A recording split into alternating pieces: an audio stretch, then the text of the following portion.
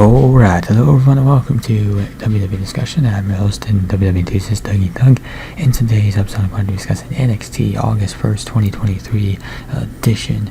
So this past weekend on Sunday, the NXT would host the Great American Bash, and that was a successful premium live event for NXT. And this episode dealt with the aftermath and pretty much kind of set things moving forward. Set up some things moving forward from the Great American Bash, like what's next for the NXT North American Champion, what's next for the NXT Champion, just doing those sort of things too. I don't know, I didn't like this episode of NXT, so I'm trying to think of ways to describe it, but we'll just go ahead and get right into the action, starting with Dijak versus Eddie Thorpe. So this match was shorter than it should have been, but give credit to these two guys. They fought hard and maximized their minutes. Now this is another one of those matches where you book two guys who both need a win and don't need a loss, and then ultimately one of them has to win or the match ends in no contest. Dijak would win this match, and he certainly needed this win, but Thorpe certainly takes a hit in the momentum department following his victory in NXT Underground.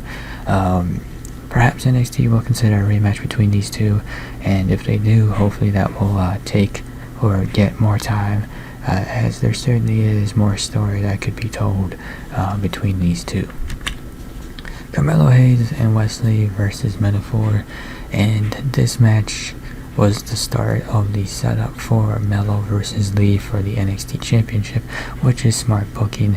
The two have carried NXT this past year, and the A Champion lost to Lee on his journey to the NXT Championship.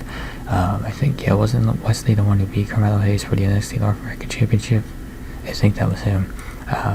Hopefully NXT does not rush this story, this build along, as the anger that is currently eating away at Wesley can make the story behind this match special.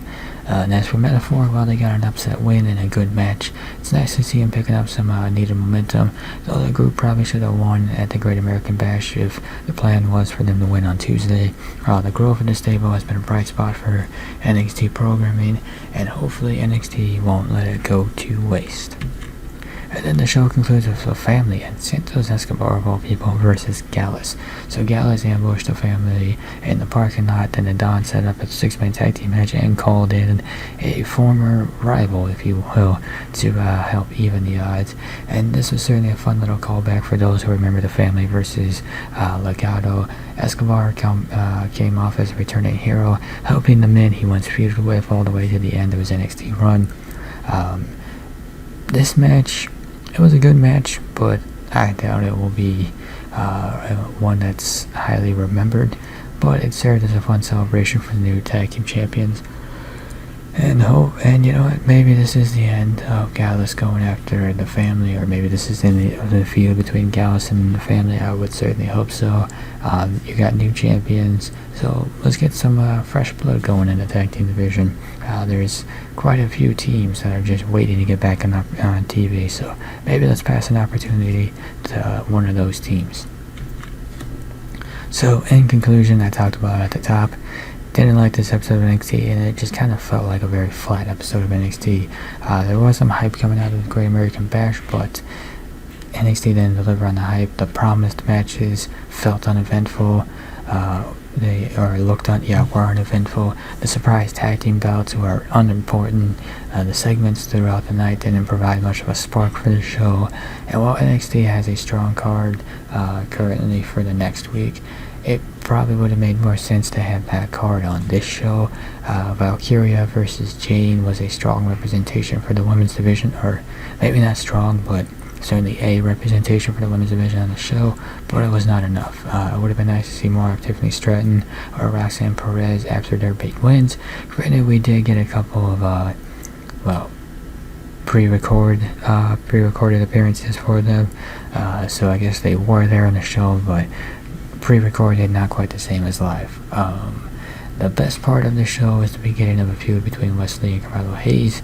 That should be something special. Again, they gotta let Wesley kind of let the whole thing with his anger, his frustration kind of play out. The main event was also a fun little blast from the past, but not much more than that. Overall, it looked like NXT decided to take the night off after delivering some quality action on Sunday. It could have been worse, but it also could have been better. So, pretty much just kind of like a mid kind of episode of NXT. It is a shame because they certainly had a good night of action on the Great American Bash, so they certainly could have kept the ball rolling. They didn't, but again, you look at the card for next week, and perhaps they're able to rebound. And with that, we'll go ahead and wrap up this episode of WWE Discussion. If you enjoyed this episode, be sure to hit that like button down below.